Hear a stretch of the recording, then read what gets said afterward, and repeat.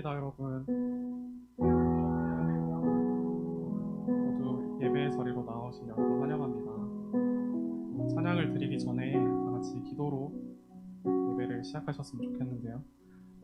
기도할 때 내가 지금 예배를 드리는 대상이 누구인지, 내가 아닌 하나님인지 한번 점검해보는 시간으로, 그런 생각으로 기도하면서 나가셨으면 좋겠습니다. 다 같이 기도드리겠습니다.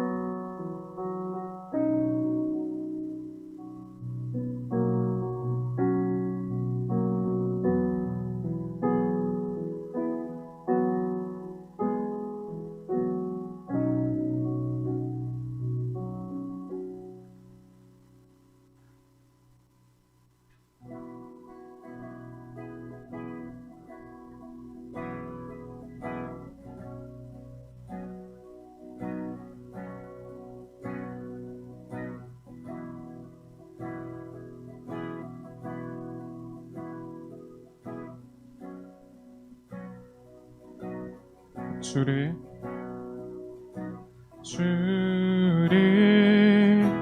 영원히 손줄게.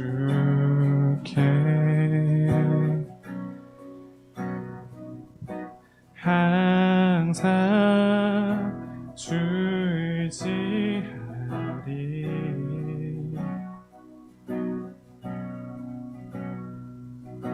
두려움 속에서 날 건지사.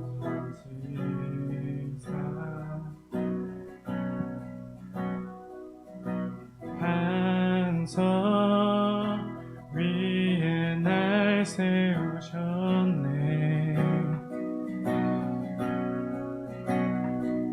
요동하지 않고 주를 고백하리. 나의 방패 힘과 내 기업 구원자 피난처 강한 성루 언제나 나의 도움 되시네.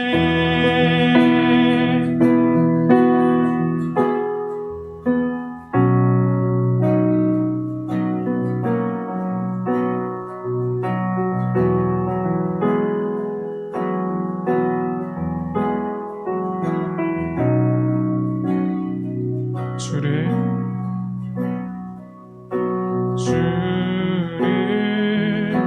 영원히 손줄게.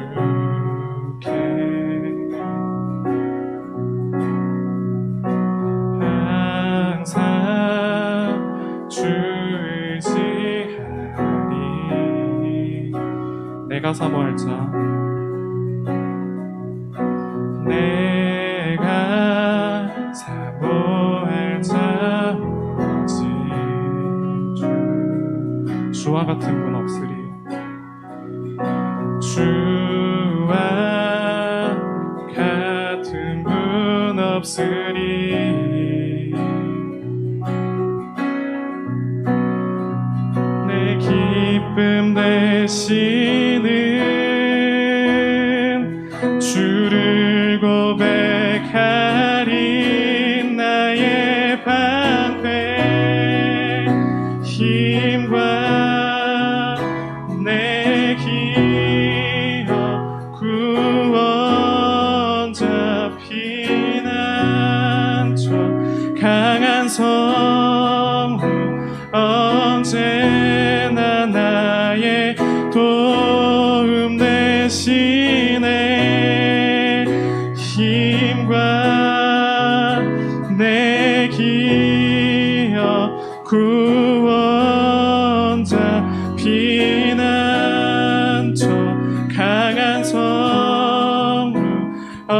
언제나 나의 도움 되시네.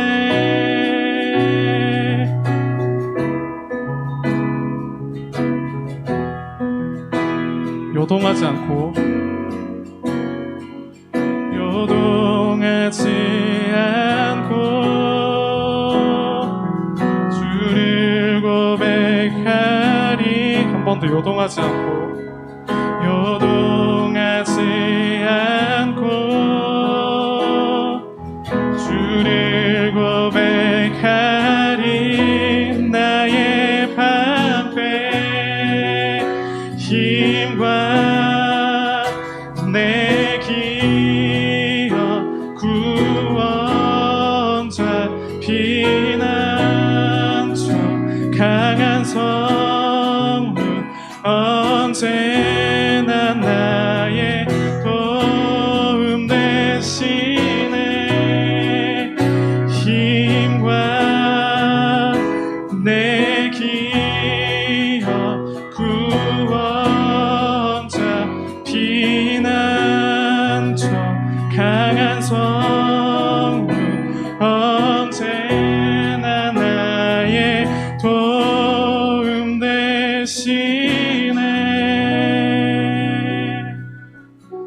아멘.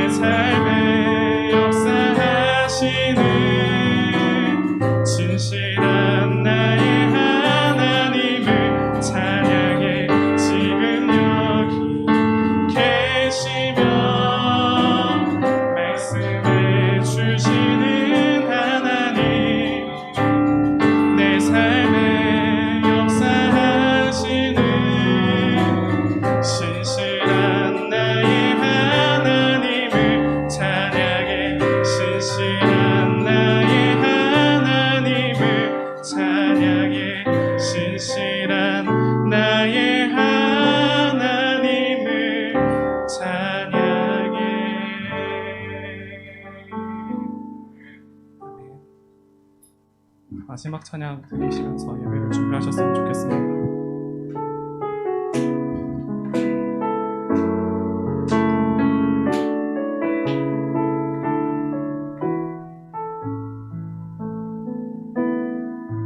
전능하신 나의 주 하나님은 능치 못하실 일 전혀 없네. 우리의 모든 간구도 우리의 모든 생각도 우리의 모든 꿈과 모든 소망도 신실하신 나의 주 하나님은 우리의 모든 괴로움 바꿀 수 있네. 불가능한 일 행하시고 죽은 자를 일으키시니 그를 이길 자 아무도 없네. 주의 말씀 의지하여 깊은 곳에 금을 던져 오늘 그가 놀라운 일을 이루실 것 보라. 주의 말씀 의지하여 믿음으로 금을 던져 믿는 자에겐 능치 못함 없네. 다 처음부터 찬양 드리겠습니다. 전능하신 나의 주 하나님은 능치 못하실 일 전혀 없네. 우리의 모든 간구도 우리의 모든 생각도 우리의 모든 꿈과 모든 소망도 신실하신 나의 주 하나님은 우리의 모든 괴로움 바꿀 수 있네. 불가능한 일 행하시고 죽은 자를 일으키시니 그를 이길 자 아무도 없네. 주의 말씀 의지하여 깊은 곳에 금을 던져 오늘 그가 놀라운 일을 이루시는 것 보라. 주의 말씀 의지하여 믿음으로 금을 던져 믿는 자에겐 능치 못함 없네. 주의 말씀 의지하여 깊은 곳에 금을 던져 오늘 그가 놀라운 일을 이루시는 보라. 주의 말씀 의지하여 믿음으로 금을 던져 믿는 자에겐 능치 못함 없네. 한 번 더 주의 말씀 의지하여 깊은 곳에 금을 던져 오늘 그가 놀라운 일을 이루시는 보라. 주의 말씀 의지하여 믿음으로 금을 던져 믿는 자에겐 능치 못함 없네. 믿는 자에겐 능치 못함 없네. 다 같이 대표 기도자 나오실 때까지 기도함으로 예배를 준비하셨으면 좋겠습니다. 다 같이 기도드리겠습니다.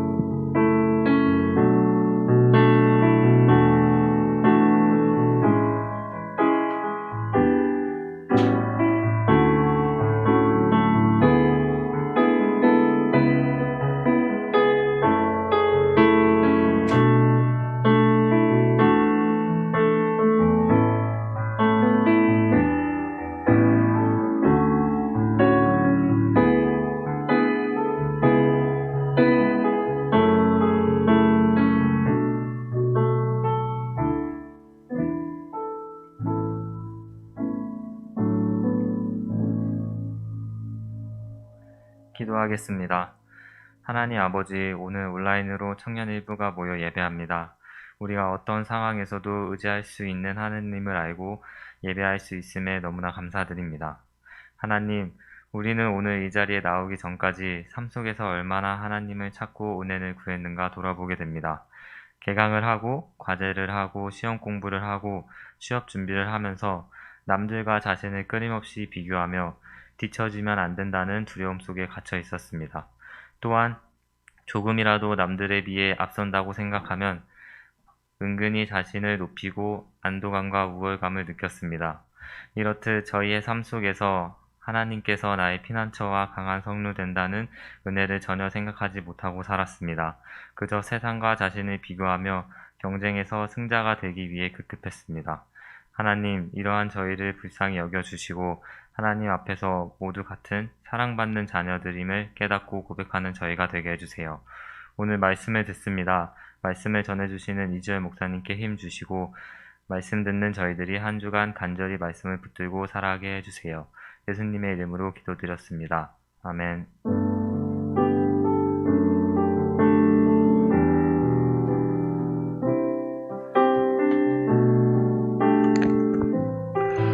오늘 이 자리에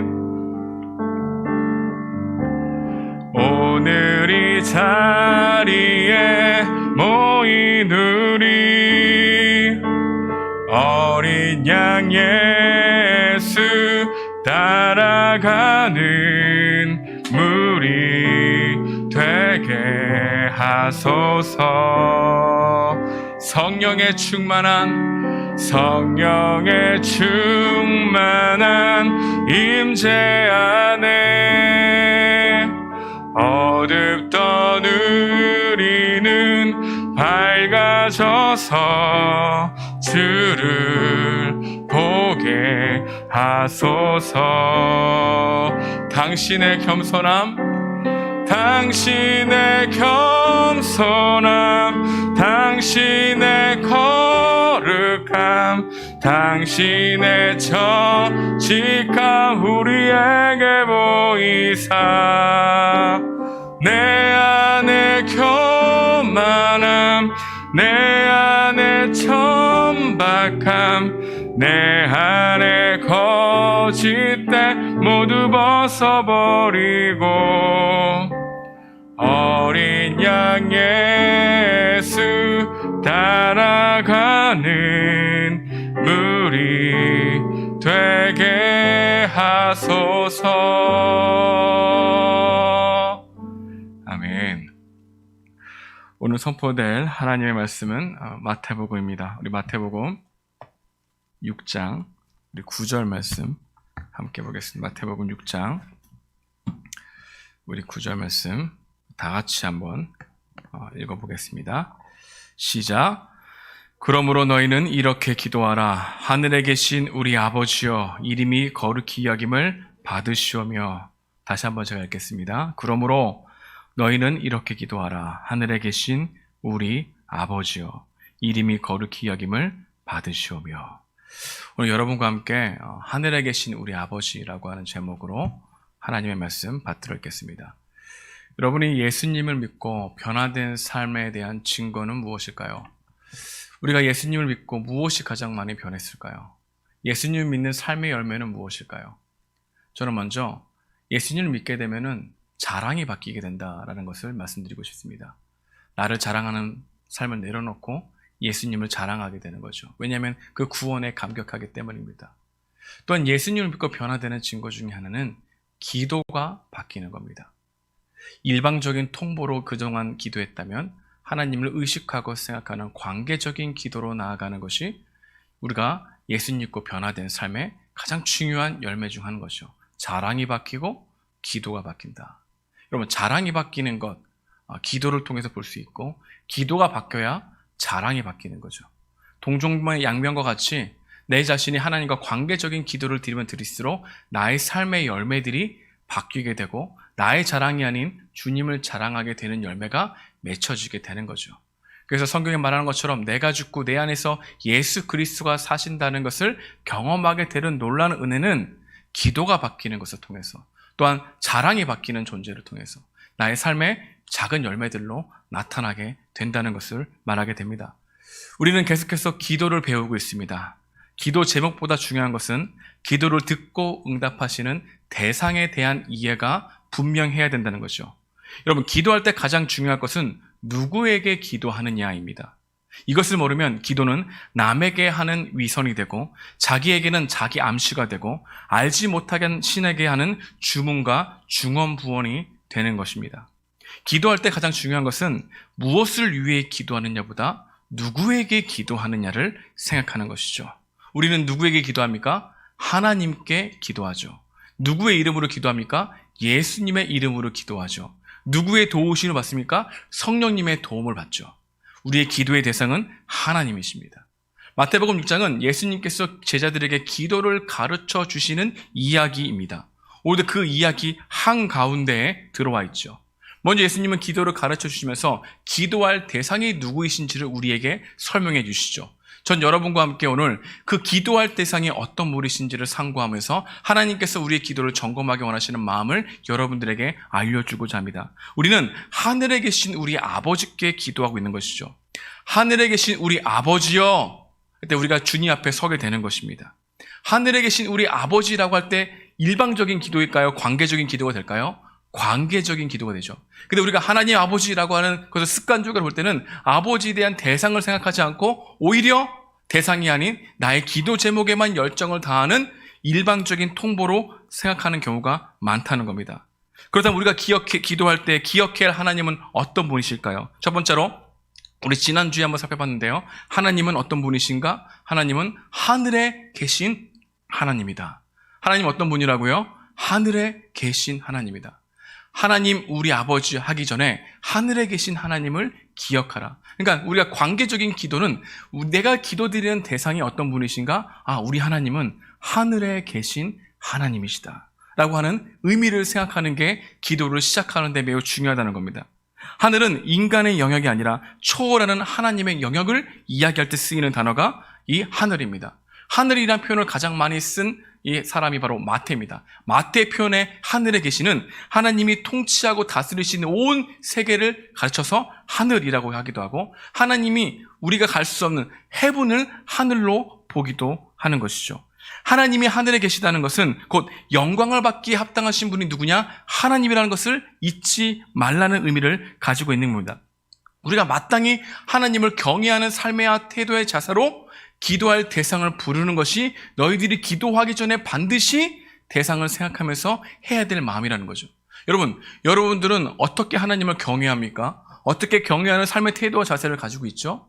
그런 것은 하늘에 계신, 다시 말하면 하나님에 대해서 그분이 내가 기도를 드릴 수 없는 전능하시고 높으신 하나님이라는 사실을 인정하는 것에서 우리의 관계적인 기도는 시작되는 거라 할 수 있습니다. 전도서 5장이죠. 지난주도 살펴봤는데 우리 함께 읽어보겠습니다. 시작. 너는 하나님 앞에서 함부로 입을 열지 말며 급한 마음으로 말을 내지 말라. 하나님은 하늘에 계시고 너는 땅에 있음이니라. 그런즉 마땅히 말을 적게 할 것이라. 급한 마음으로 말을 내지 말라. 여러분 기도할 때 급한 말로 마음을 내지 말고 나는 땅에 있는 존재지, 하늘에 계신 그 높으신 하나님께 내가 지금 기도를 드리고 있지 라고 하는 생각, 관계적으로 믿음적으로 생각하는 대상을 부르려면서 기도를 시작하는 거죠. 그러니까 우리가 우리의 기도를 다 쏟아내는 것이 기도가 아니라 내가 기도를 드리는 대상이 누구인지를 더욱더 확실히 붙잡는 게 기도로 들어가는 시작이라 말씀하고 있는 겁니다. 우리는 기도하는 대상 앞에서 신중해야 합니다. 전도서 기자는 우리가 하나님께 기도하는 태도와 자세가 신중해야 되며 말을 많이 하는 것이 아니라 그분이 어떤 분이시를 인정하고 기도하는 것으로 나아가라 말씀하는 거죠. 여러분, 하늘에 계신 우리 아버지께 기도한다는 것은 그분과 흥정하려 하거나 거래하려는 생각을 고쳐 먹는 겁니다. 하늘에 계신 하나님께 기도한다는 것은 기도하기 전에 내가 아무리 내 기도 제목이 옳다 하더라도 하나님이 기뻐하신 뜻이라 할지라도 그 응답의 시기와 그 뜻과 계획과 응답은 하나님께 있다는 것을 인정하는 삶의 태도와 자세를 가지게 되는 것이죠. 하늘에 계신 하나님께 기도한다는 것은 기도를 드리는 대상이신 하나님이 우리가 드리는 기도를 얼마든지 외면하실 수 있는 자유가 있다는 사실을 기억하며 하나님께 나아가야 한다는 것입니다. 우리가 하늘에 계신 하나님께 기도한다는 것은 내가 원하는 방식, 내가 원하는 타이밍, 내가 원하는 방법을 강요할 수 없는 높으신 하나님이라는 사실을 인정하면서 기도하는 것이 중요하다고 말하고 있는 것이죠. 여러분, 여러분의 방식과 여러분의 타임과 여러분의 욕망을 다 들어달라고 하는 기도로 나아가지 말고 내가 기도를 드리는 분이 하늘에 계신 분이시구나, 나의 필요를 더 잘 아시는 분이시구나, 합력하여 선을 이루시는 하나님이구나, 내가 이를 기도를 쏟아내야도 나보다 나의 필요를 더 잘 아시는 하나님이기에 내가 쏟아붓는 기도에 응답하실 수도 있고 아니면 보류하실 수도 있고, 그것은 나에게 원하지 않기 때문에, 나에게 필요하지 않기 때문에 주시지 않고 외면할 수도 있는 사랑의 하나님이라는 것을 인정하는 삶의 태도로 기도 앞에, 하나님 앞에 머물라고 하는 것이죠. 그래서 여러분, 기도할 때 많은 말을 하지 마십시오. 기도할 때 내가 기도하는 대상이 하늘에 계신 아버지라고 하는 이 말을 깊이 묵상하면서 기도하면 어떤 일이 변화됩니까? 내가 기도해야 될 제목들이 하나님을 신뢰하지 못하는 기도 제목들이라는 것을 더 많이 깊이 깨닫게 되는 거예요. 그러니까 내가 기도해야 될 제목들이 바뀌게 되는 거예요. 아, 내가 이거를 구하지 않아도 되는구나. 아, 이것은 하나님께 다 주실 수 있지. 주님, 내가 이것을 두려워하지 않고 염려하지 않게 도와주시오라고 기도가 바뀌게 되는 거죠. 하나님, 하나님 최선을 다했습니다. 그 다음 하나님께 맡깁니다. 결과 또한 주님께 맡깁니다. 하나님을 신뢰합니다. 내가 어떠한 결과를 나오더라도 그를 인정할 수 있는 마음의 태도와 자세를 변화시켜 주십시오 라고 하는 기도가 바뀌게 되는 거죠. 왜요? 내가 기도를 드린 대상이 누구니까? 하나님이니까. 하늘에 계신 우리 아버지라는 겁니다. 우리가 하늘에 계신 우리 아버지라고 하는 이 대상을 믿지 못하면 우리는 하나님께 실망할 겁니다.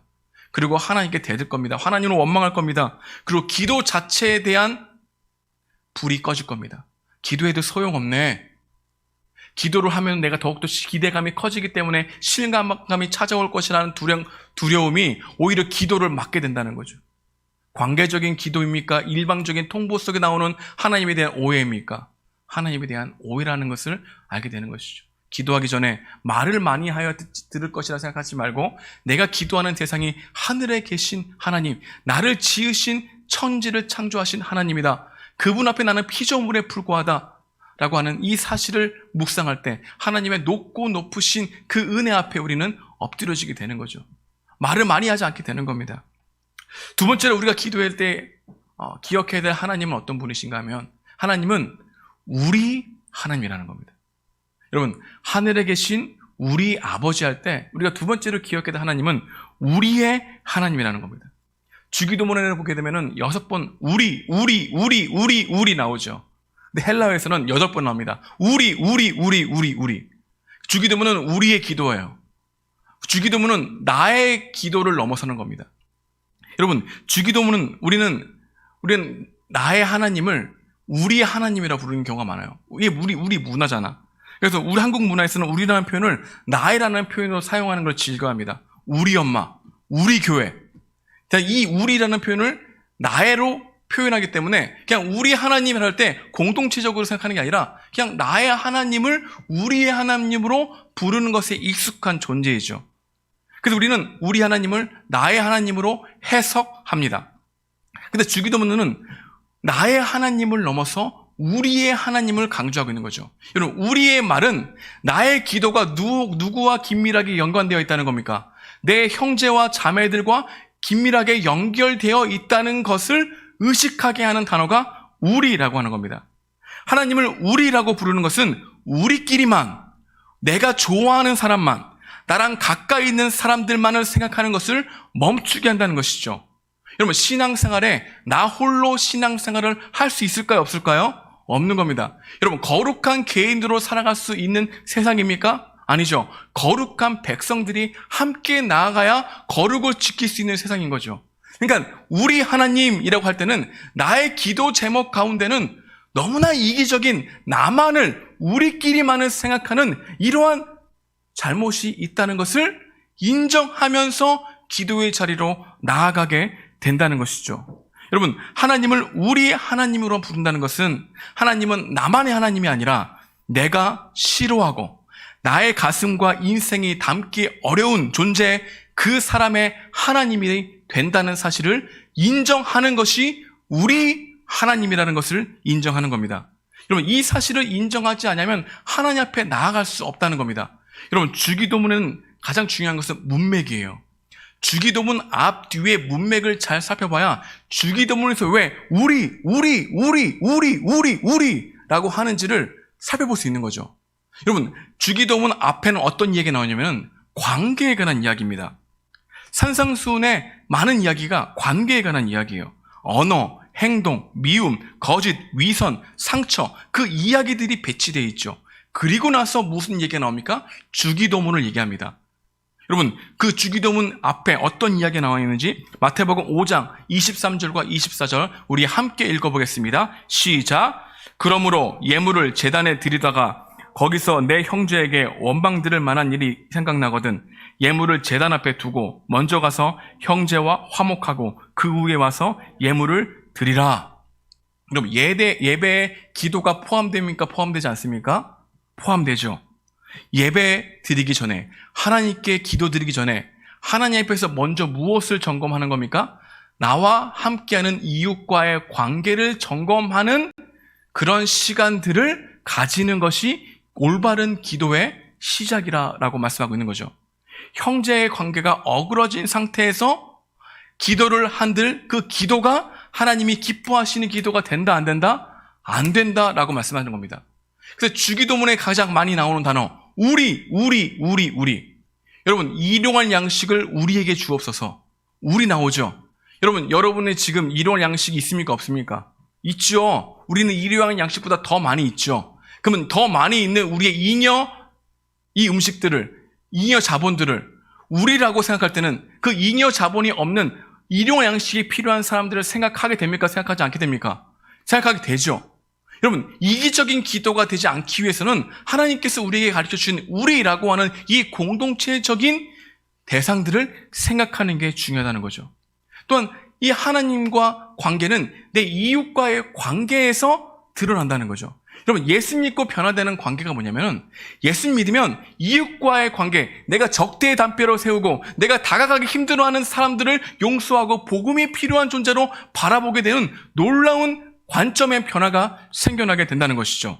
마태복음 6장 14절 15절 주기도문이 13절 끝나는데 14절 15절 어떤 이야기가 나오는지 함께 읽어보겠습니다. 시작. 너희가 사람의 잘못을 용서하면 너희 하늘 아버지께서도 너희 잘못을 용서하시려니와 너희가 사람의 잘못을 용서하지 아니하면 너희 아버지께서도 너희 잘못을 용서하지 아니하시리라. 주기도문 앞에도 관계 이야기를 배치하고 주기도문 끝나자마자 나오는 것은 용서의 문제, 회복의 문제를 배치하는 것은 의도적일까요? 의도적이지 않을까요? 의도적이라는 겁니다. 하나님 앞에 많은 말을 하지 않고 하늘에 계신 우리 하나님을 생각할 때 내가 드리는 이 기도 속에는 나만을 위한 것, 나의 욕심만 위한 것, 옆에 있는 이웃을 생각하지 않는 것, 오히려 이 기도 제목이 이루어지게 되면 내 옆에 있는 사람들이 고통을 당할 수 있는 이기적인 이 기도를 바꿀 수 있는, 회개하고 돌이킬 수 있는 시간을 갖는 것이 진정한 기도다라고 하는 말씀을 우리 예수님께서 우리에게 가르쳐주고 있는 겁니다. 다시 말하자면 기도하기 전에 이웃과의 관계가 어떠한지 진지하게 고민하고 나의 삶을 뒤돌아봐야 한다는 거죠.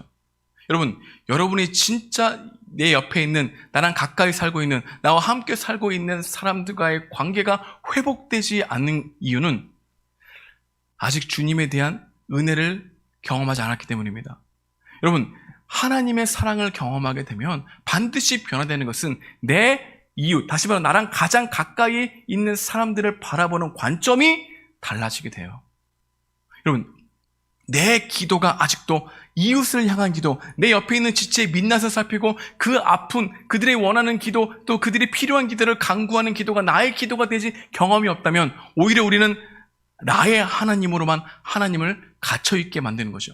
나의 하나님이 되지 않으니까 하나님을 원망하죠. 나의 하나님이 아니라 우리 하나님을 생각하니까 시기하고 질투하고 그 사람들에 대해서 굉장히 비교를 하게 되는 거죠.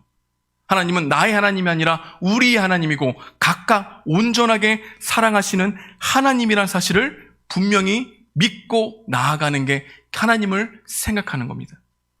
여러분, 누군가의 관계가 어그러졌을 때 기도가 됩니까? 기도가 되지 않습니까? 기도가 안 되죠.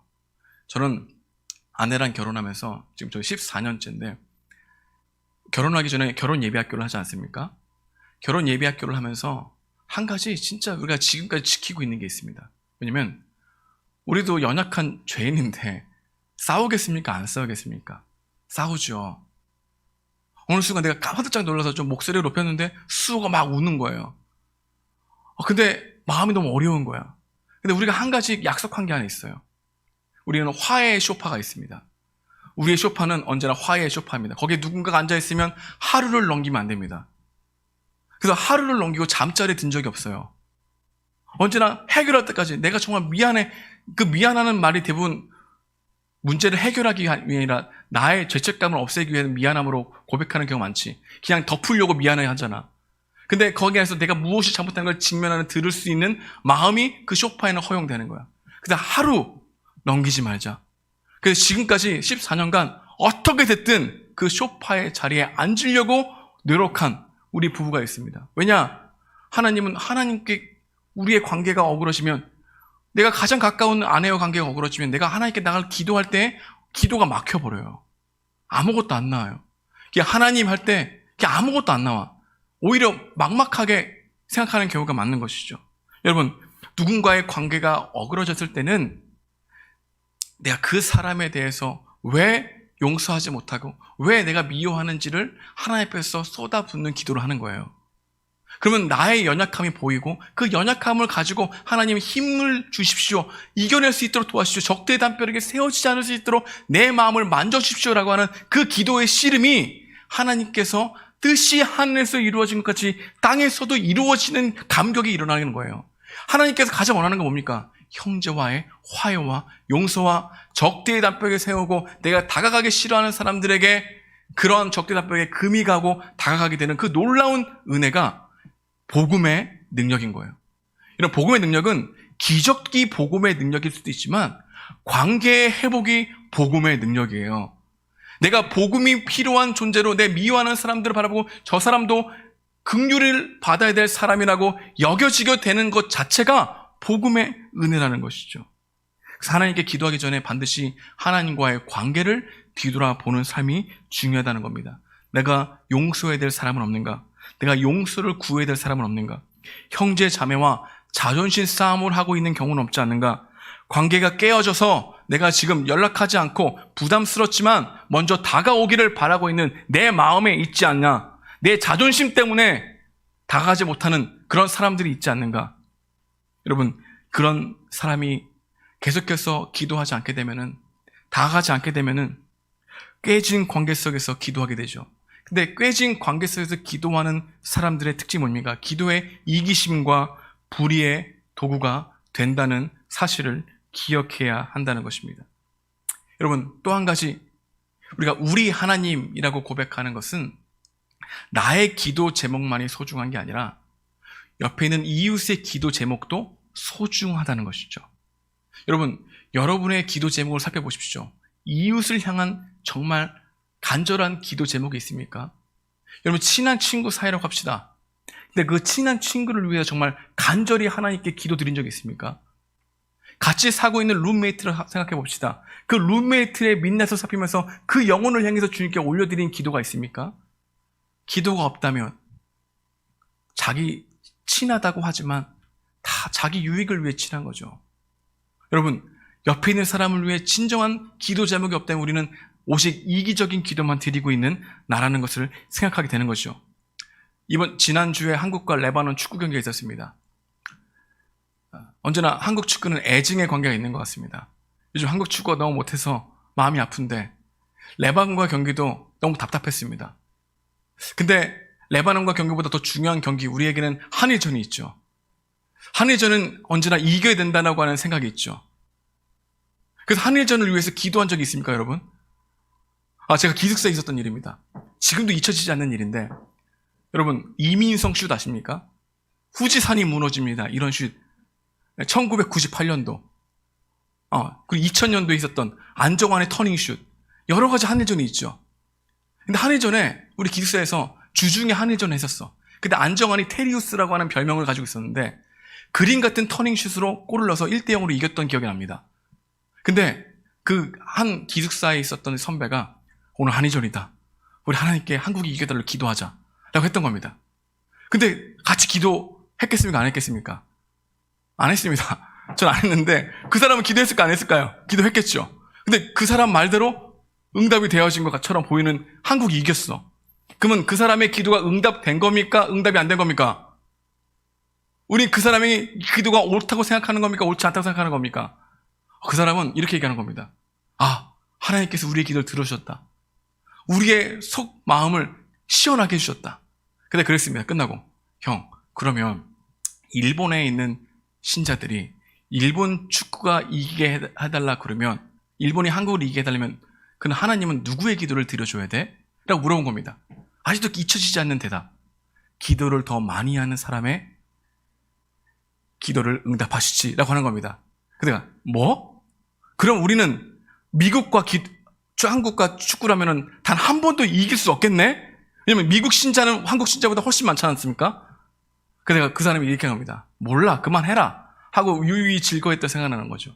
여러분, 우리가 이게 한 가지 예지만 나의 기도 안에 갇혀있는 우리들은 언제나 기도할 수 있는 자유를 경쟁에까지 생각해서 이기게 해달라고 하는 승리의 도취에 쌓일 수 있다는 것을 생각해 보게 되는 것이죠.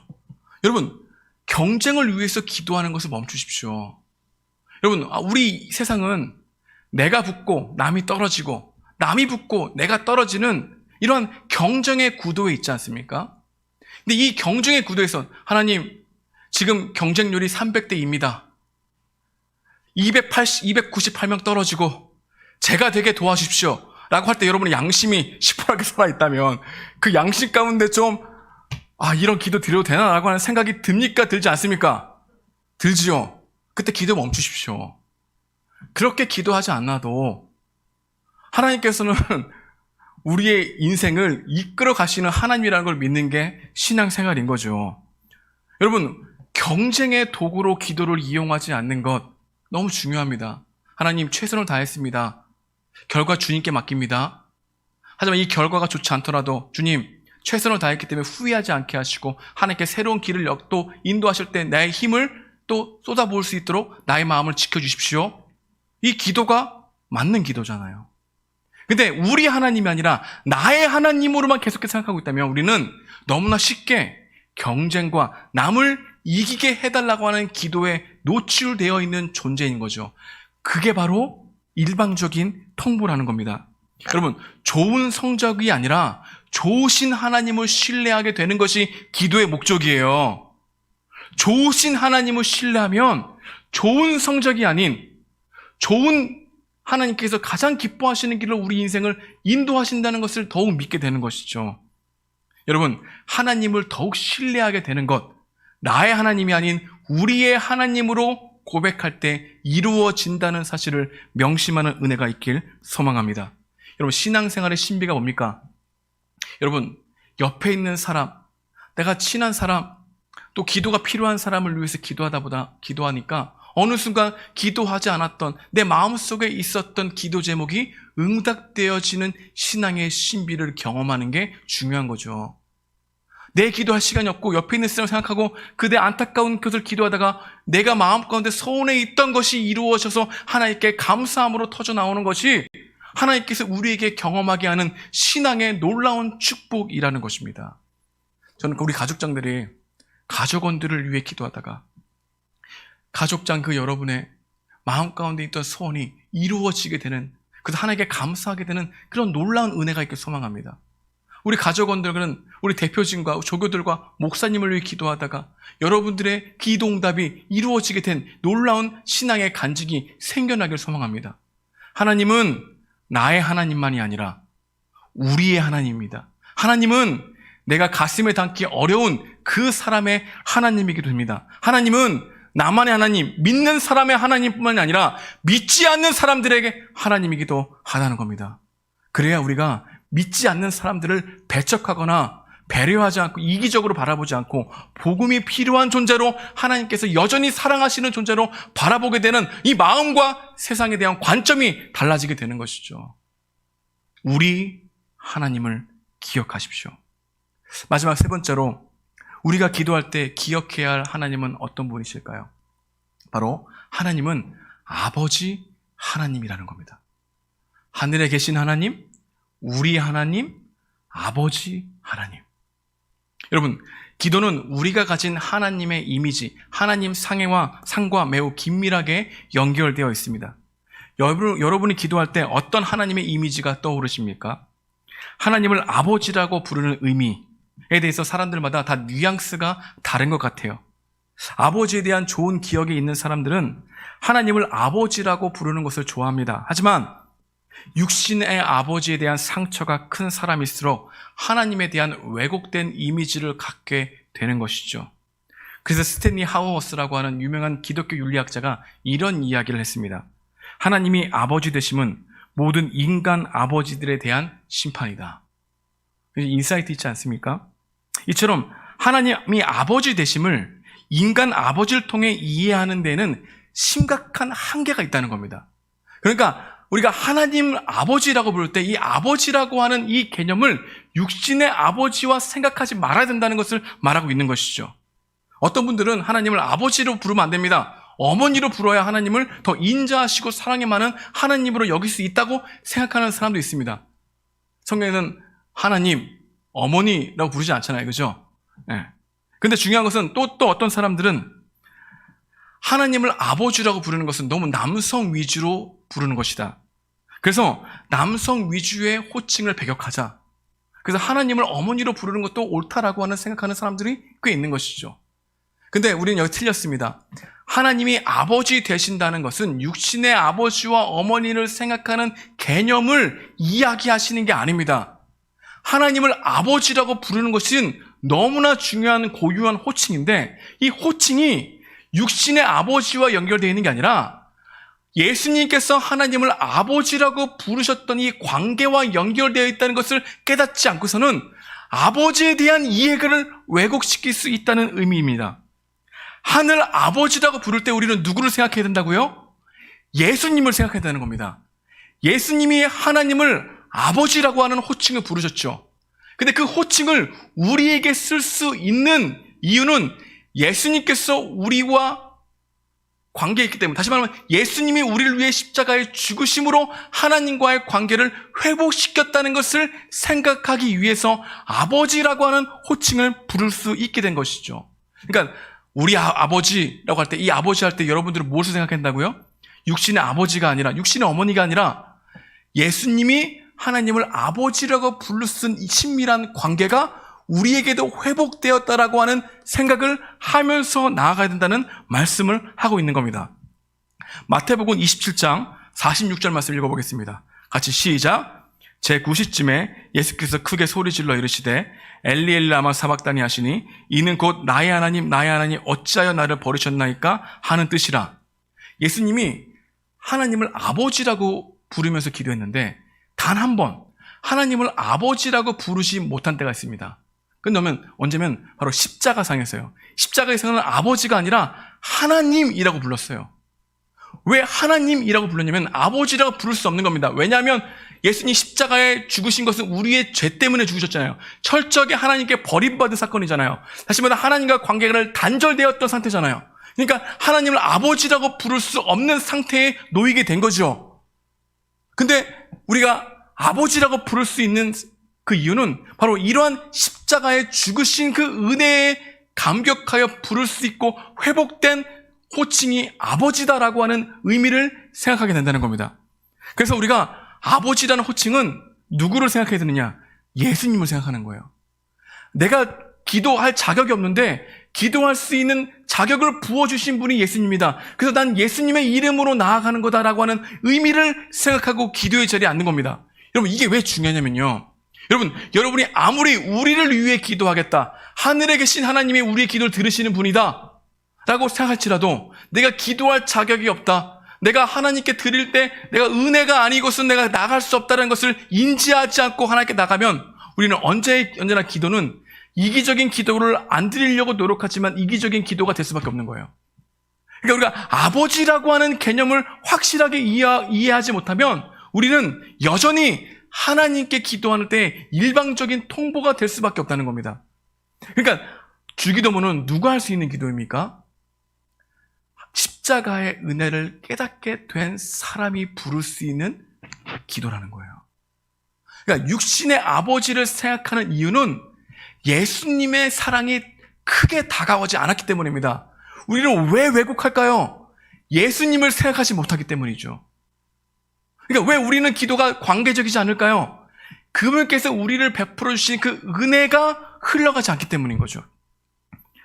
여러분, 기도할 때 이걸 꼭 기억해야 됩니다. 우리 아버지를 따라갈 생각할 때, 이 아버지라고 하는 호칭은 예수님께서 하나님께 드릴 수 있는 호칭이었고, 이 호칭은 내가 하나님과 관계가 회복되었다는 증거구나. 그러니까 우리는 육신의 아버지를 떠올리면서 기도할 것이 아니라 예수님께서 베풀어 주신 은혜, 나도 예수님처럼 하나님과 친밀한 관계를 나아갈 수 있도록 길을 여셨구나라고 하는 이 믿음이 하나님께 담대하게 나가야 한다는 겁니다. 여러분, 이 믿음이 없으면 우리는 죄를 짓잖아요? 기도가 안 돼요. 여러분, 우리의 기도는 언제나 연약하거든요. 우리의 기도는 언제나 불완전하거든요. 우리의 기도는 언제나 욕망이 많거든요.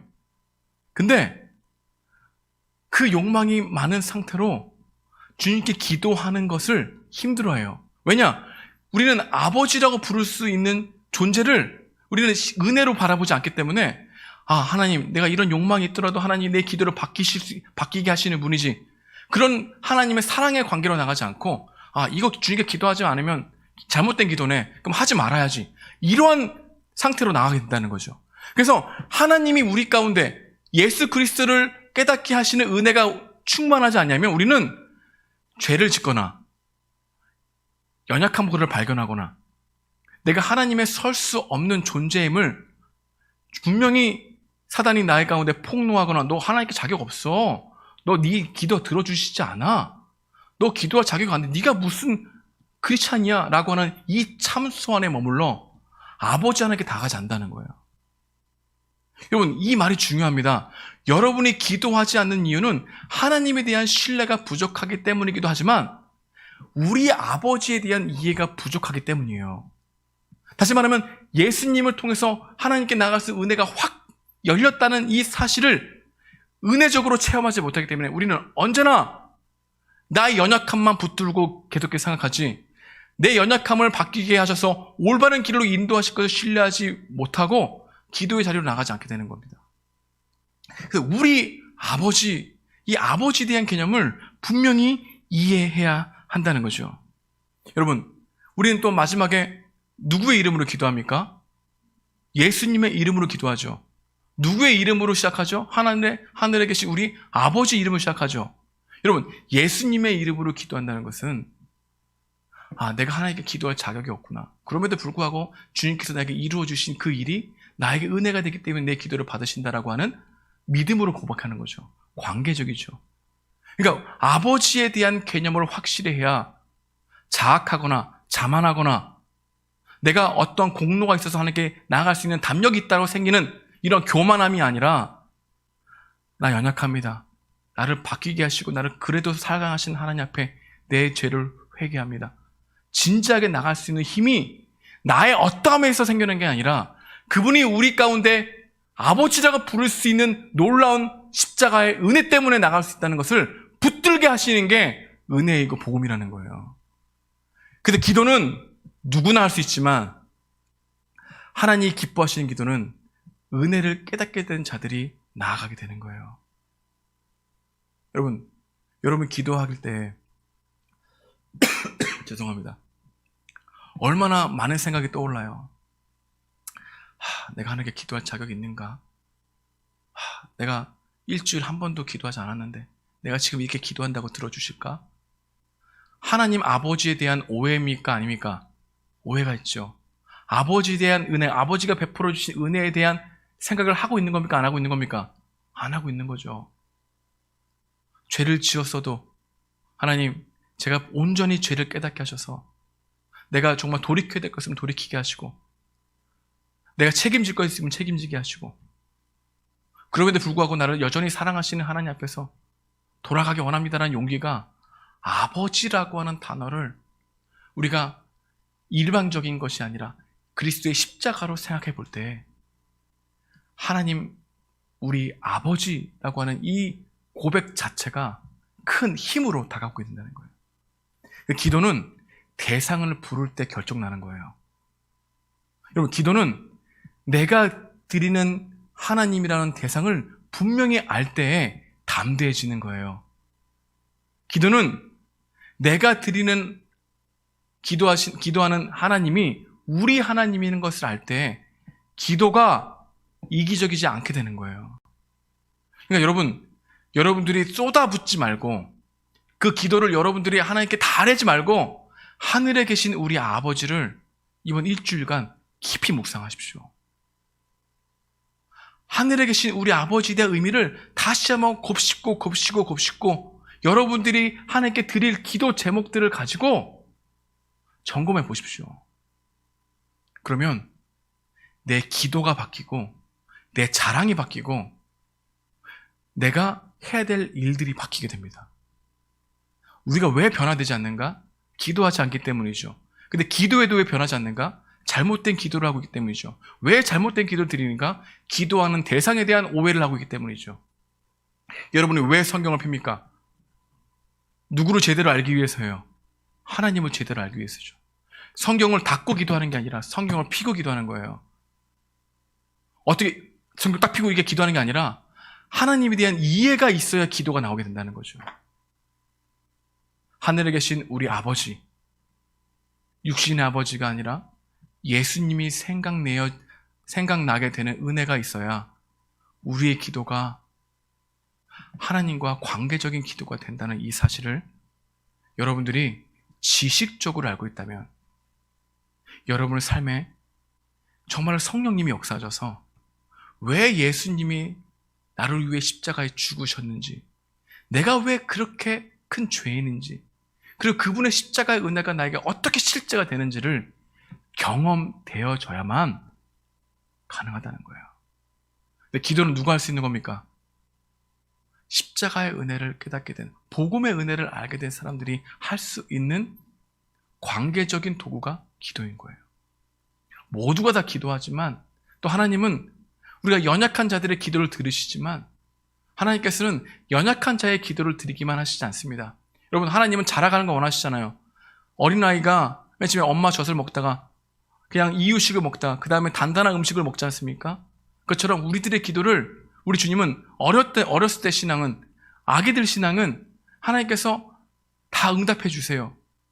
그래서 좀 신앙이 자라가면 자라갈 수 있도록 여러분들의 한계를 더 발견하게 하시고, 내가 기도를 드린 것이 위선 있는 걸 알게 하시고, 내가 기도 드린 것이 얼마나 자기 중심적인 것이 깨닫게 하셔서, 아, 내가 이 기도를 들으실까? 라고 하는 의심도 하나님 들게 하셔서 하나님이라는 오해를 풀고 하나님의 대상에 대한 확실한 이해를 하게 하셔서 여러분들의 기도를 바꾸시고 여러분의 삶을 바꾸시는 하나님이라는 사실을 명심하십시오.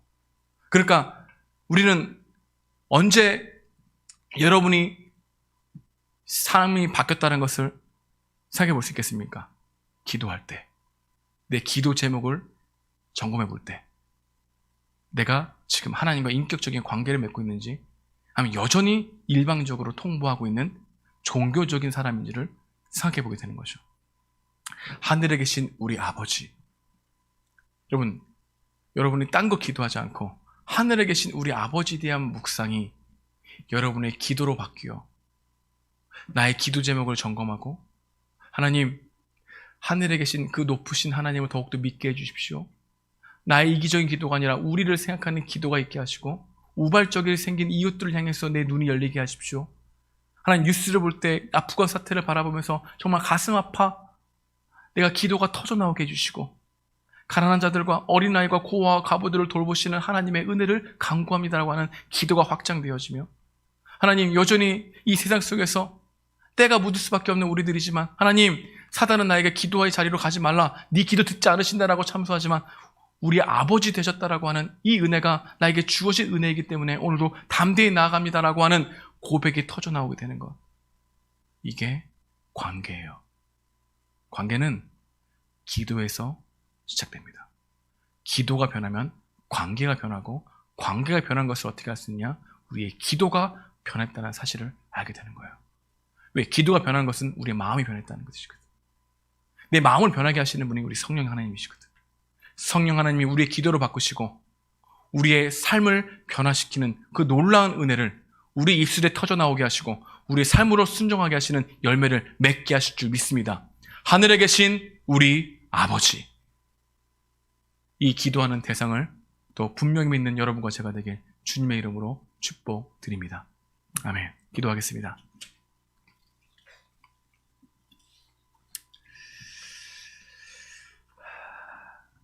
여러분,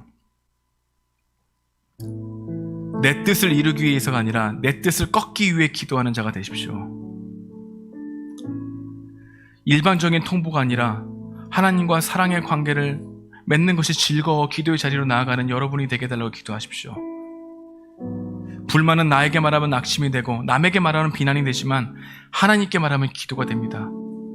나의 어떤 기도 제목을 가지고도 나아갈 수 있는 그런 놀라운 관계가 회복되었다는 것이 바로 나에게 주어진 축복이라는 것을 믿고 나아가십시오. 우리가 하나님께 기도할 수 있는 자격이 있는 건 아닙니다. 오직 예수님께서 하나님을 아버지라 부르셨던 것처럼 주님께서 우리에게 베풀어 주신 그 복음의 은혜가 아버지라 부를 수 있는 특권이 주어진 것으로 깨닫게 하신 것이죠. 여러분, 이 시간 하나님의 사랑을 더 깊이 깨닫게 해달라고, 나의 이기적인 기도가 아니라 관계적인 기도가 되게 해달라고, 전능하신 하나님을 더욱더 굳게 믿게 해달라고, 내가 기도하는 대상은 나를 지으신 하나님이란 이 사실을 더욱더 믿으며 기도하게 해달라고, 함께 우리 기도하시는 대상 하늘에 계신 우리 아버지를 생각하며 기도하겠습니다. 기도하겠습니다. 주님 감사합니다. 우리 하나님은 하늘에 계신 하나님이십니다. 우리 하나님은 나의 하나님을 넘어서 우리의 하나님이십니다. 우리 하나님은 우리의 아버지이십니다. 저는 이 말씀을 믿고 나아갑니다. 아버지, 도와주십시오. 아버지, 하나님을 바라보고 나아가게 도와주십시오. 주님 바라보고 나아갑니다. 전능하신 주님, 하늘에 계신 우리 주님, 기도하는 대상이 중요합니다. 하나님 더욱더 깊이 생각하고 묵상하는 저희들 되게 도와주십시오. 인도해 주십시오. 함께 하실 줄 믿습니다. 감사합니다, 주님. 우리 다 함께 찬양하겠습니다. 전능하신 나의 주 하나님은,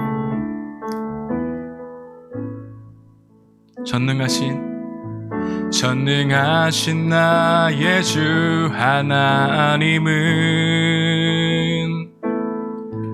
능치 못하실 일 전혀 없네. 우리의 모든 간구도, 우리의 모든 생각도, 우리의 모든 꿈과 모든 소망도 신실하신 나의 주 하나님은 우리의 모든 괴로움 바꿀 수 있네. 불가능한 일 행하시고 죽은 자를 일으키시니 그를 이길 자 아무도 없네. 주의 말씀 의지하여 깊은 곳에 금을 던져 오늘 그가 놀라운 일을 이루시는 것 보라.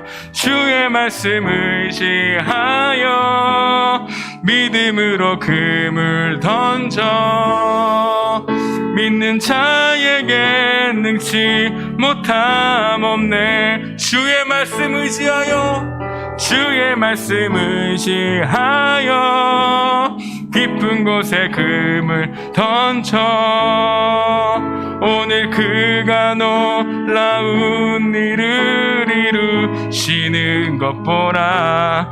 주의 말씀 의지하여 믿음으로 금을 던져 믿는 자에게 능치 못함 없네. 하나님 감사합니다. 하나님을 우리 아버지로 부를 수 있는 은혜를 주시니 감사합니다. 기도할 수 없는 우리들에게 기도할 수 있는 자격을 부어주신 은혜에 감사합니다. 하나님께 기도할 수 있는 특권을 당연하게 여기는 죄를 범하지 않게 도와주십시오. 하나님에 대한 신뢰 없이 하나님을 그냥 우리의 친구로만 여겼던 우리들의 마음을 뒤돌아봅니다. 하나님은 나를 창조하시고 나를 지으신 하늘에 계신 하나님이십니다. 하나님은 나만의 하나님이 아니라 우리와 함께 계시는 하나님이십니다. 하나님께 나아갈 수 있는 근거는 예수님이 아버지를 불렀던 이 호칭이 우리에게 부어주셨기 때문에 가능한 일이라는 것을 깨닫게 됩니다. 십자가의 은혜 없이는 하나님께 나아갈 수 있는 자격이 없는 저희들의 이 놀라운 하나님의 특권들을 다시 한번 깨닫게 하셔서 예수 그리스도를 의지함으로 하나님께 기도하게 하시고 주님의 이름을 생각함으로 감사하며 기도하게 하시고 하나님께 기도할 수 있는 것 자체가 큰 특권이라는 것을, 큰 은혜이고 축복이라는 것을 믿으며 기도할 수 있는 우리 청년들 될 수 있도록 도와주십시오. 주님, 이들이 변화되지 않는다고 얘기하지만 예수님의 십자가의 은혜를 깨닫지 못하고 있다라고 얘기하지는 않습니다. 주님의 은혜를 더욱더 깊이 깨닫게 하셔서 아버지 되심을 더욱더 믿게 하여 주시옵시고 하나님께 기도하는 그 은혜가 얼마나 큰 은혜인지를 깨닫게 하셔서 주님, 이들의 기도가 바뀌고 이들의 자랑이 바뀌고 이들이 의지하는 대상이 하나님 그분이 될 수 있도록 우리 청년들의 삶 가운데 인도하여 주옵소서. 이제는 우리 구주 예수 그리스도의 은혜와 하나님의 극진하신 사랑과 성령님의 감화하시고 교통하심이 하나님을 우리 아버지라고 부르기 원하는 우리 모든 청년들 머리 위에 자격이 없는 자들에게 주시는 그 놀라운 은혜를 부어 주시옵기를 간절히 축원하옵나이다. 아멘.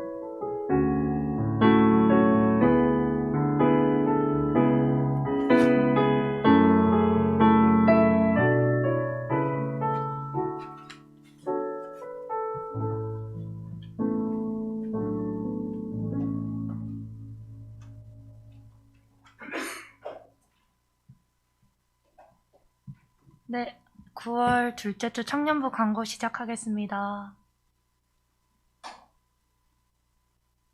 네, 먼저 예배 자리에 나오신 모든 여러분들을 환영합니다. 개강 2주차죠, 여러분? 와, 네, 다들 보고 싶은데 벌써 2021년에 4분의 3이 지나갔습니다, 여러분. 우와, 전 올해부터 나이를 세지 않기로 했습니다. 네, 장난입니다. 처음 오신 분들은 이제 온라인으로 혹시 예배 드리고 계시다면 아래에 있는 목사님 번호로 연락 부탁드릴게요. 다음 장입니다. 네, 청년 일부가 마찬가지로 40일 온라인 저녁 기도회에 함께 참여하고 있는데요. 밑에 보시면은 저번 주에도 설명드렸듯이 살짝 확대해 주시면 교회 건물 보수나 공간 리모델링 공사가 이제 점점 끝나가고 있는데요. 이와 함께 필요한 건 코로나 위기 앞에선 교회 공동체 갱신과 영적 리모델링입니다. 그런 연유로 저희 교회 전체적으로 40일 온라인 저녁 기도회를 갖고 있는데요. 10월 15일 금요일까지 진행이 되고요. 인터넷 생중계로 진행되고 있습니다. 여러분 다들 기도회 참가하고 계시죠? 우와, 네. 사실 이 독려하려는 그런 작은 이벤트를 준비할까 했는데요. 자발적으로 하는 기도가 조금 더 좋을 것 같고, 뭔가 신앙적인 활동에 있어서 이것저것 조건을 붙이고 또 상품을 걸고 한다는 게 살짝 좀, 네, 그렇게 좋지 않아 보여서 제가 오늘 말이 잘 안 나오네요. 죄송해요. 그래서 그냥 독려하는 차원에서 광고를 매주 그냥 진행을 하기로 했고요. 여러분들도 혹시 저희 공동체에 생각이 나신다면 일상 속에서 다들 바쁘실 것 같아요. 개강 2주차라서.